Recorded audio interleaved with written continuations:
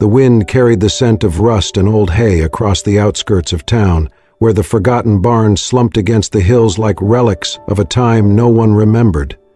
Luke Callahan, shirt sleeves rolled up, grease smudging his forearms, stepped carefully through the overgrown weeds behind a collapsed fence line. He had heard a rumor about an old Chevy truck abandoned behind these barns, and he needed a timing belt bracket, something nearly impossible to find new, and far too expensive for someone like him. His flashlight swept across the decaying boards of the largest barn, catching glints of metal and shadows that twitched with the movement of the trees. He stepped inside, boots crunching on cracked floorboards. The smell hit him first. Stale air, rotting wood, and something metallic beneath it. He paused, listened. Then came the sound.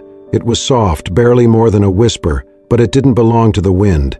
A muffled plea, garbled, faint. Luke turned toward the far stall, the one half collapsed under years of neglect. He stepped closer, heart picking up pace. Again. "Please, help me, please!" It was a woman's voice, hoarse, shaking. Luke dropped to one knee, yanked aside a broken door panel and shined his flashlight into the corner. What he saw made his stomach twist. A young woman, bound in chains, her hands and ankles secured with heavy links, her body slumped but trembling. She had a strip of cloth tied over her mouth and bruises on her arms and legs. Her clothes, what was left of them, were torn, her hair tangled and clinging to her dirt-streaked face. Her eyes locked on his, wide and wild. Without hesitation, Luke set the light down and reached for her gag. She flinched hard, shaking her head, but he gently touched her wrist. "I'm not gonna hurt you," he said, his voice low and steady. "I swear, I'm here to help." She stared at him for a long second, then finally stopped resisting. He loosened the gag and she coughed, gasping in air. "Don't call anyone, please, not yet. I just need to get out of here as far away as possible," she rasped. Luke blinked, stunned by the urgency in her voice. She wasn't panicking like someone who wanted to be rescued by the world. She was afraid of it. He nodded. "Okay. No one. Just me." He pulled a wrench from his tool belt and worked on the padlock securing the chains. The lock gave after a few tense moments. As the chains clattered to the ground, she sagged forward into his arms, barely conscious. "I've got you," he murmured. He carried her out of the barn, careful not to jostle her injuries, and set her gently in the passenger seat of his truck. She flinched at every sudden movement, her eyes darting around as if expecting someone else to appear from the shadows. "Where do you live?" he asked as he buckled her in. Her head shook faintly. Nowhere safe, he understood then. This was not someone who could go back to where she came from. He drove her to his place, a converted garage tucked off an old service road where he lived alone and no one came unless they were desperate for a car fix they could afford. He didn't bother asking her name yet. She needed rest, warmth, water. Inside, he helped her onto the couch, wrapped her in a fleece blanket and fetched his first aid kit. She winced as he cleaned the scrapes on her arms, but she didn't speak. Her silence was heavy, not fear but calculation, like she was trying to decide if he was just another thread in a long line of them. "Name's Luke," he said, gently dabbing ointment onto a cut on her cheek. "That's all you need to know about me right now. You're safe here." Her lips moved slowly. "Madeline? All right. Madeline, you hungry?" She hesitated, then nodded once. He heated up a can of soup and set it beside her, then stepped back, giving her space. She stared at the bowl for a long time before picking up the spoon with trembling fingers. Luke leaned against the wall, arms crossed, watching the rise and fall of her breath stabilize. There was a quiet between them that wasn't awkward. It was necessary. She had been through something no one should face. Whatever had happened in that barn, she wasn't ready to tell him yet, and he wasn't going to push. He spent the night in the workshop, keeping one ear open. The world outside kept turning, and somewhere in that world someone probably thought Madeline was dead, or lost, or worse. But she was here, and he was the only one who knew it. As the hours crept past and the sky lightened from black to gray, Luke stared at the old rusted sign above his workbench that read, "Keep your hands dirty, keep your heart clean." He had never believed those words mattered much, until now. Madeline was still asleep when he checked on her, curled up beneath the blanket, one hand clutching the corner like it was a lifeline. Luke watched her for a moment, then turned back to the door. He had just crossed a line the world would not understand, but looking into her eyes in that barn, seeing the desperation, the raw terror, he had made a choice. He chose to believe her. No badge, no news camera, no money, just trust. And if the world came knocking, they would have to go through him first. Morning broke in a haze of gold and dust. Sunlight slipped in through the garage's warped blinds, falling in soft stripes across the floor littered with bolts, old parts, and oil stains that had long ago become permanent. The scent of motor oil lingered in the air, mixed now with something warmer. Chicken broth from a pot Luke had left simmering on a small portable stove. Madeline hadn't moved much since collapsing on the couch the night before, but now her eyes were open, cautiously scanning her surroundings. When she saw Luke walk in with a chipped bowl in hand, she sat up sharply, instincts flaring in her body before her mind caught up. "You're safe," he said gently. "I didn't touch your stuff. I didn't call anyone." She eyed the bowl warily. "What is it?" "Soup. I don't have much else." He set it on the table beside her. "Eat when you're ready." He didn't hover. Instead, he went back to the workbench across the room, feigning focus on an old alternator. But he was listening. After a few minutes, she reached for the spoon, her hand still trembling slightly. "Luke?" she said, voice softer now. "That's your name, right?" He nodded without turning. "Yeah." "I'm Madeline," she said, even though she had already told him. Like this time, it mattered more. He looked over his shoulder, gave a quiet smile. "Nice to meet you again, Madeline." She took another bite of soup, swallowed, then put the bowl down with a thud that felt heavier than the dish itself. "I think I should tell you something." Luke said nothing, just nodded once, giving her space. "I was taken 2 nights ago," she began, staring at the floor. "Middle of the afternoon, right outside a coffee shop near my place. They weren't sloppy, they knew my routine. They were waiting."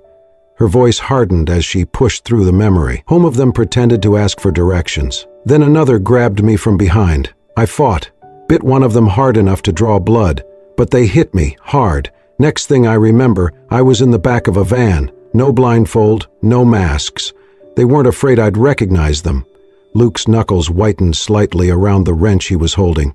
"They brought me to that barn after dark, tied me up. One of them kept laughing, saying I'd be rescued soon enough," she said bitterly. "Don't worry, sweetheart," he said. "Our boss is going to play the hero. He's going to come busting in, and you're going to fall right into his arms." Luke looked up, eyes narrowing. "You think they were hired to do it?" She nodded. "I'm not sure by who, but they weren't ransom thugs. They didn't even ask for money. It was like they were staging something, like they wanted to scare me, just enough."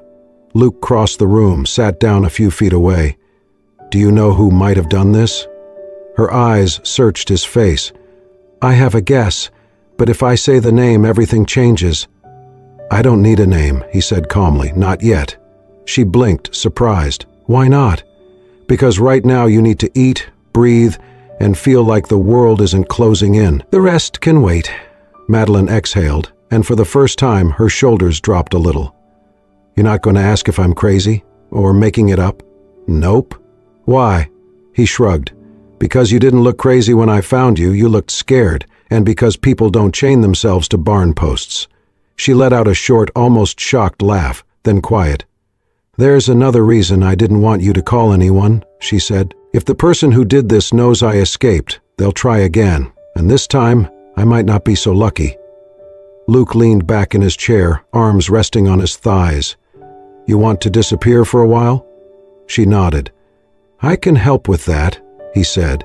"This place ain't fancy, but no one comes looking out here unless they owe me for a carburetor." Her gaze softened. "Why are you helping me?" she asked. He tilted his head. "Would you believe I'm just decent?" She raised an eyebrow. "Honestly? In this world?" "No." He chuckled. "Fair." She looked around the garage, the makeshift living quarters, the organized clutter of a life lived quietly. "You live here. Since my dad passed, He left the garage to me. No family, no fancy past. Just oil, grit, and honest work. Madeline pulled the blanket tighter around herself. You're the first person I've met in a long time who didn't want something from me. I don't even know who you are, Luke replied, shrugging. Exactly. They sat in silence for a few beats longer, a silence that wasn't empty, but full of something unspoken, fragile, unexpected trust. Outside, the sun rose higher over the town that had no idea what had just happened in its shadows, and inside, a girl with a name too big and a past too dangerous sat across from a man who didn't care about any of it, only that she was breathing and safe. For now. The news hit the airwaves like wildfire. Breaking.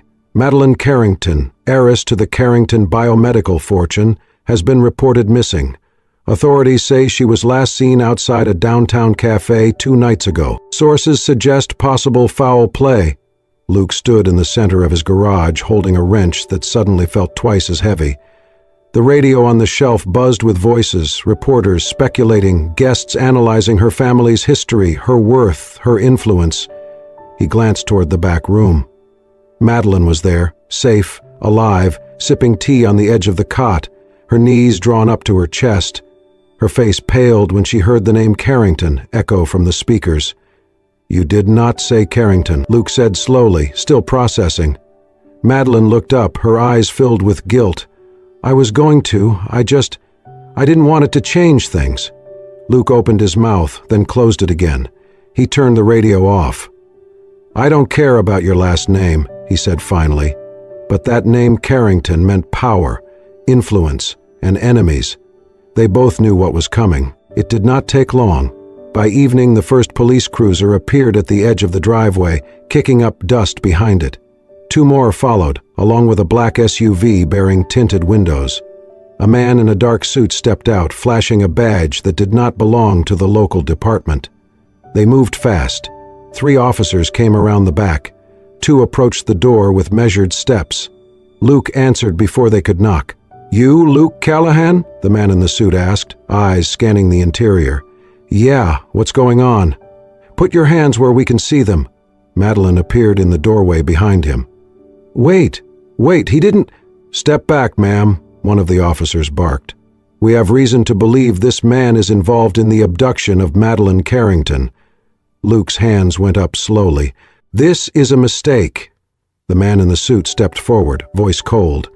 We have statements from 3 suspects in custody who say you orchestrated the kidnapping, that you offered them money to hold her here while you negotiated a ransom. Madeline's eyes widened. That's not true. Luke didn't move. His eyes found hers, steady, unshaken. If you don't say anything, he said, voice calm, they'll believe the worst. The officers moved in. Cold steel tightened around his wrists. Madeline rushed forward. He saved me. He didn't take me. He found me. He was alone with you for over 48 hours. That's more than enough time to manipulate your perception, the agent said sharply. It's called trauma bonding. Classic textbook case. Luke said nothing. He didn't resist as they led him to the cruiser. Madeline followed, panic setting in. You're making a mistake. He didn't do anything wrong. The man turned to her, less hostile now, but still clinical. Ma'am, you've been through a lot. We'll take your statement after a medical exam. But right now, our job is to ensure you're safe and that he answers for what these men claim. The door shut with a final click, sealing Luke inside. The cruiser rolled away, taking with it the only person who had believed her without asking who she was. Madeline stood in the dust cloud it left behind, heart racing, fists clenched. She was no longer in chains. But someone else had taken her place. And this time, her silence would not protect anyone. It would destroy the only man who had saved her. The hospital room smelled of disinfectant and expensive flowers. Arrangements lined the windowsill. Orchids, lilies, roses, each tagged with notes of sympathy and good wishes. None of them mattered. Madeline sat upright in the bed, heart heavy. Her wrists still bore faint red marks. Her face had regained color, but inside she was spiraling. The door opened quietly, and in walked a man in a navy suit, perfectly tailored, his jawline sharp, smile charming in that manufactured magazine cover way. "Madeline," he said warmly, "thank God you're safe." Nathaniel Rhodes. Of course, she didn't return the smile. "What are you doing here?" He chuckled softly, as if embarrassed by his own boldness. "Your father called me, said you needed familiar faces. I've been worried sick." She stiffened. "I've been gone 3 days. Where were you before now?" "I didn't want to get in the way," he said smoothly, moving closer. "But now that we know who's behind it, I had to come." Her brows furrowed. "Do we?" Nathaniel reached into his inner pocket and pulled out a sleek manila envelope. "Authorities found this on the man who was arrested. Luke Callahan. It's all here. Texts, digital transfers, plans of your father's estate. He orchestrated the whole thing." Madeline took the envelope. Inside were printouts, too neat, too perfect. Text messages supposedly from Luke negotiating the job. Fake cash transfers from accounts she didn't recognize. She stared at it without blinking. Nathaniel stepped closer, voice lower now. "He tricked you, Madeline. You were vulnerable. He's smart, manipulative, used your trauma to win your trust." Her mind reeled. It was so convenient, too convenient. "I want to believe you," she said carefully, "but something's not adding up." He tilted his head. "Like what?" Her voice steadied. "Like how the man who kidnapped me never asked for money, never threatened me, never made a demand, and how he had no idea who I even was until he heard it on the radio." Nathaniel's smile didn't falter. "That's how manipulation works. They act innocent, earn your trust, but everything he did was calculated." Madeline swallowed, remembering the barn, the chains, the mocking voice. "The boss is going to come rescue the princess," one of them had said, laughing. At the time, she had assumed it was nonsense, a sick joke, but now, that phrase burned into her brain. She stared hard at Nathaniel. "What are you hiding?" He blinked, taken aback. "Excuse me?" She stood, ignoring the ache in her legs. "You were always trying to get closer to my family. My father trusted you once, but I didn't, and you hated that." "That's not fair." She moved to the window. "I did some digging while I was gone. Your company, Rhodes International, is under investigation for fraudulent medical patents and offshore laundering. There's a pending federal case against you." His smile finally cracked. "You shouldn't believe everything you read." "I didn't," she said, "but I believe timing and motive." He took a step forward, face tightening. "Madeline, I came to protect you. I love you." She turned to him slowly, voice cold. "You came to protect yourself. If I married you, all this disappears. You'd be untouchable with the Carrington name tied to your case." He looked at her, silent. And that silence said everything. The pieces snapped into place. The abduction, the scripted rescue, Luke's arrest, all of it. A carefully constructed illusion. And Luke, he wasn't the monster. He was the only real thing in the whole performance. Madeline felt the burn rise behind her eyes, but she wouldn't let the tears fall. Not for Nathaniel. Not anymore. "You tried to turn my fear into your escape plan," she said. "But you miscalculated one thing." He frowned. "What's that?" She stepped forward, fire in her voice. "You underestimated who I really am." Madeline stepped out of the Carrington estate at dawn, her heels clicking softly on the marble steps. The sound swallowed quickly by the mist that still hung low over the lawn. She was dressed plainly, no jewelry, no designer coat, only a tan trench and a leather bag slung over one shoulder. She didn't take the family car. Instead, she called a rideshare, gave an address in a part of town her father's friends would never step foot in, and disappeared. She left behind a mansion full of silence, whispers, and lawyers who had begged her to let the official channels handle things. But Madeline knew those channels weren't made for people like Luke. They were built to protect men like Nathaniel. By midday, she had hired an independent investigator, someone with no ties to her family, no debts to the Carrington name. Together, they retraced every step, from the barn to Luke's garage, from the stretch of dirt road to a nearby gas station where a security camera, miraculously, had captured grainy footage of Luke carrying a disoriented woman to his truck, her, covered in blood and dirt, slumped over his shoulder, but alive. The timestamp matched her story to the minute. They found a retired farmer 2 miles from the barn who confirmed hearing chains clinking the night before. He remembered Luke's truck because of its missing passenger side mirror. He remembered Luke stopping by a week earlier, asking for parts. He looked like he was trying to fix something, the man said. He didn't expect he'd be the one fixing a person. Madeline's lawyer gathered every photo, statement, and recording. Together, they compiled a report that contradicted every claim made by Nathaniel's hired thugs. The so-called evidence against Luke, fake bank statements, texts, were traced back to a cloud server registered to a shell company tied to a subsidiary of Rhodes International. It was airtight, and it still might not be enough. Once a man's painted as guilty, her lawyer warned, the system rarely goes back to check if it used the right brush. Madeline didn't flinch. Then I'll use a louder color. She spent that night writing her statement, page after page of what she remembered, what Luke had done, and what she now knew had been done to him. She gave the statement not to her father, not to the police, but to the media. The next morning, she stood on a stage outside a courthouse, cameras flashing, reporters shouting her name. Her father watched from the steps behind her, arms crossed, face unreadable. Nathaniel was nowhere to be seen. She held the microphone with both hands, steady despite the wind whipping at her coat. I was kidnapped, she began, but the most dangerous part wasn't the barn, or the chains, or the fear, she paused.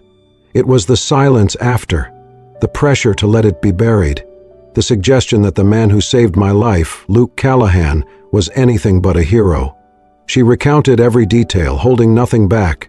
How Luke found her, how he refused to exploit her name, how he gave her warmth, food, safety, and space to breathe, how he never once asked who she was, only if she was okay. I owe him everything, she said, her voice thick with emotion. Then she looked out at the crowd, reporters, townsfolk, strangers, and straight into the cameras. If the justice system cannot protect a man like Luke Callahan, who had nothing, who did everything right, who saved a life while asking for nothing in return, then I have no reason to carry the name Carrington any longer. Gasps rippled through the crowd. She continued, her voice firm now.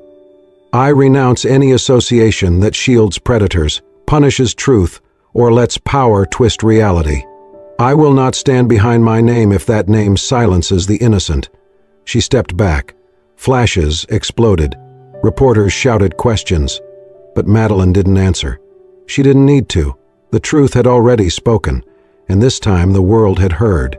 They released Luke at dawn. No cameras, no press conference, just a clerk behind glass, sliding over a manila envelope with his personal items, wallet, belt, watch. He did not ask questions, did not call anyone, did not even look back at the gates as they closed behind him. He walked 5 miles through town and never once paused. The world had decided he was guilty before it heard a word from his mouth. Now that it knew better, it still didn't apologize. It simply moved on, like it always did. He didn't go home. Instead, he went where no one knew him, where his name didn't matter, where grease under his nails meant more than anything written on paper. A forgotten town. A crumbling garage once owned by a man who had taught him everything about engines and nothing about the coldness of the world. He rebuilt the workbench, patched the roof with salvaged tin, and began offering free repairs to single moms, old veterans, and kids who drove cars that coughed more than ran. Word spread quietly. He fixed more than machines. He gave people something no one had given him lately: time, patience, decency. And he did it with his head down, hoping the world had forgotten him.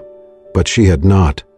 Madeline found him on a Thursday afternoon. Her car stopped at the edge of the cracked parking lot. She stepped out, heels crunching gravel, a paper bag in one hand and a tremble in the other. She stood for a long moment, watching him bent over the hood of a rusted Buick, sleeves rolled, arms streaked with oil. He didn't look up. "Luke?" she said, her voice uncertain, soft. He froze. Wiped his hand slowly on a rag. Straightened. Their eyes met. No one spoke. The sound of a wrench hitting concrete in the distance broke the stillness. Luke looked at her, not angry, not bitter, just tired. "You shouldn't be here," he said quietly. "I had to find you." "You did?" He nodded.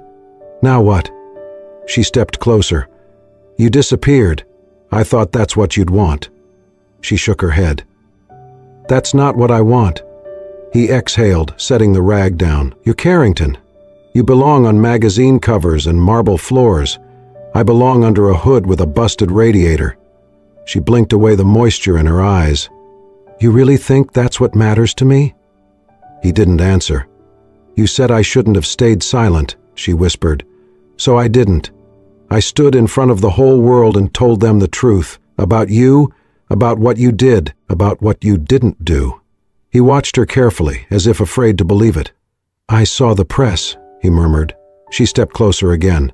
"But I didn't come here to talk about that." "Then why?" She looked up at him, voice trembling.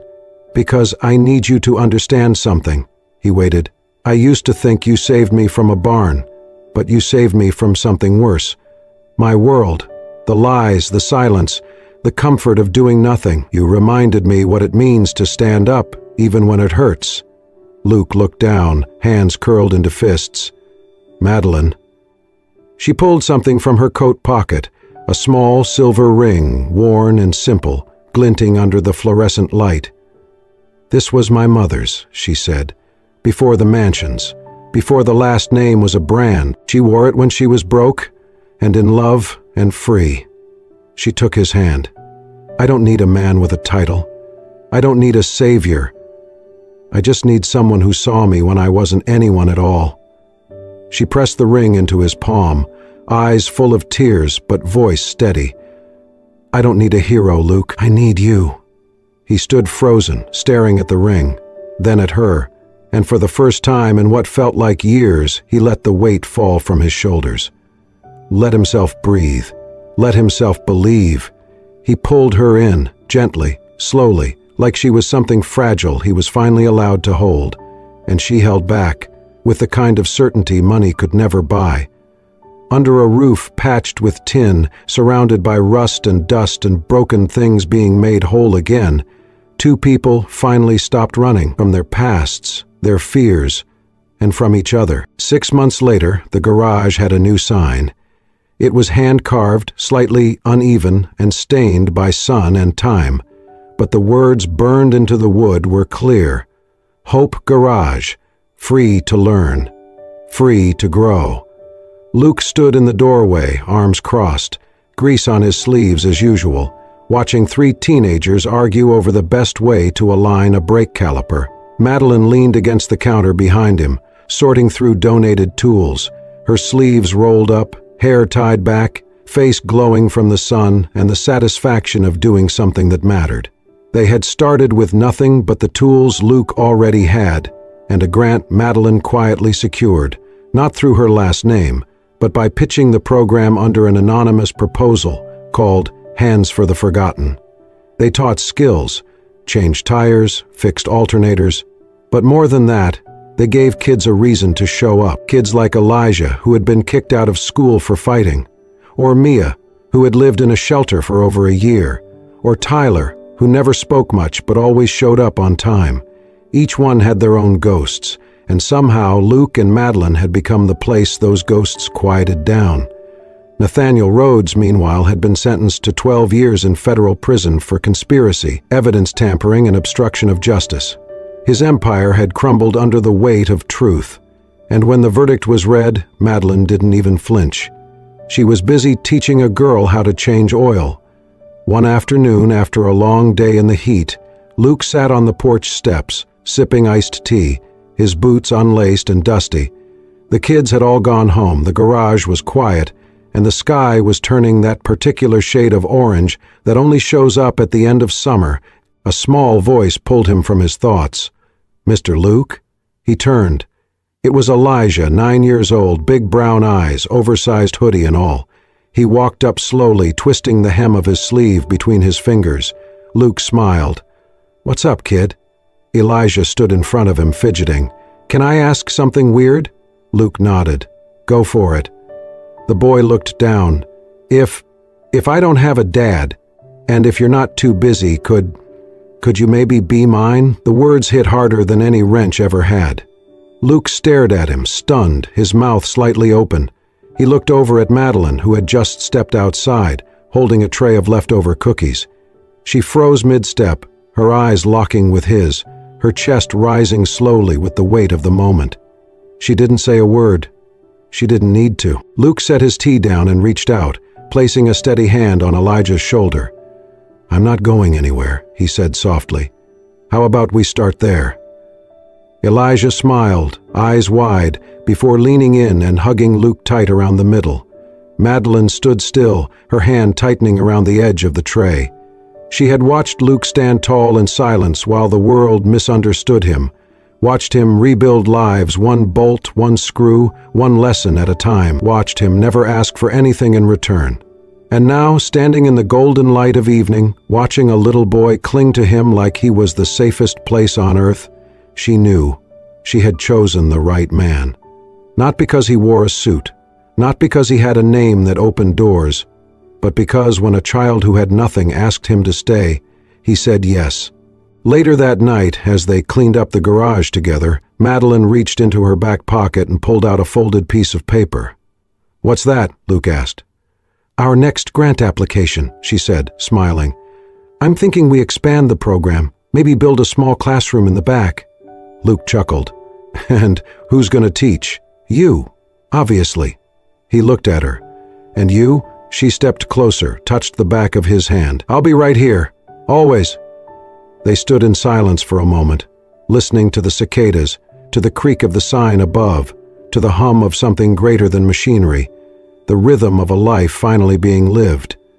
Between the scent of oil and the glow of string lights, love had found its home. It was messy, imperfect, real, and exactly what they both needed. The morning sun rose slowly over the edge of the horizon, stretching golden light across the gravel driveway of the garage that once sat forgotten at the edge of town. Now, Hope Garage buzzed with life long before the workday began. Luke stood in the open bay door, a coffee mug in one hand, his other arm holding a sleepy toddler with wild brown curls and a death grip on her stuffed horse. She yawned against his shoulder, tiny fingers gripping the collar of his flannel shirt.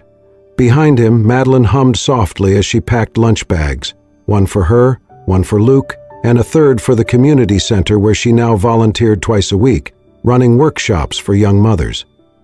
She glanced toward the doorway, smiled at the sight of them, father and daughter wrapped in the kind of stillness that only early mornings allow. It had been a year, a full year since the barn, the chains, the lies. A year since Luke was arrested for a crime he never committed, and Madeline stood before the world and broke the silence. A year since they both walked away from everything that once defined them and built something far better with their own hands. The garage still fixed cars, but it had also become a safe place, a second chance, a sanctuary. Kids who used to be labeled as troubled now stopped by to sweep floors, learn engines, share stories. Veterans brought in old bikes, stayed for coffee. Single parents dropped off beat-up minivans and left with more than repairs, they left with hope. The garage did not shine with chrome or gloss, but it pulsed with something real. Madeline joined Luke in the doorway, slipping her arm around his waist. "She's getting heavy," he murmured, shifting their daughter on his hip. "She's getting strong," Madeline replied. They looked out at the yard together. Beyond the parking lot, beneath the oak tree that shaded the corner of the property, a wooden sign stood proudly in the earth. It had once been rough, carved with a pocket knife in the quiet of a long night.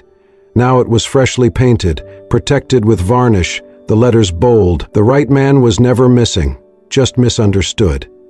Beneath it, someone had placed a flower pot. A kid named Carlos had painted it blue and planted sunflowers. The blossoms turned with the light, reaching for the sun without fear, just like they had. Luke looked down at the small face tucked into his neck, her breath warm and even.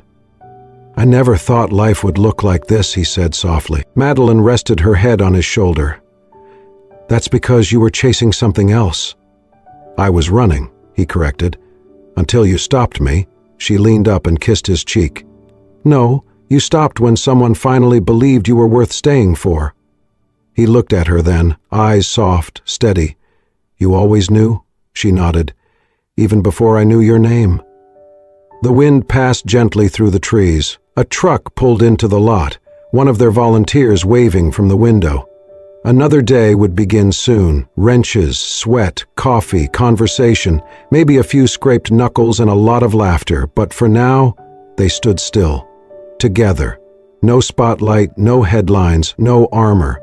Just a man who was once broken, and a woman who chose to see past it. And a child with his smile, her mother's fire, and a life ahead of her that would never know the coldness of doubt, only the warmth of truth. This was home, not because it was grand, but because it was real. And so, in a dusty corner of a forgotten town, a simple mechanic and a billionaire's daughter proved that love does not need wealth, nor does justice always wear a badge. Sometimes, the real heroes are the ones who fix broken engines and broken hearts, with nothing but patience, quiet strength, and the courage to stay. Their story reminds us that healing doesn't always happen in hospitals, and redemption doesn't always come from courtrooms. Sometimes, it starts with a single act of kindness, and sometimes, the right man was never lost, just waiting for someone to see him. If this story moved you, inspired you, or made you believe in the power of second chances, I hope you enjoyed this thrilling journey. On a scale of 1 to 10, how would you rate this story? Let me know in the comments below. Your feedback inspires more epic tales.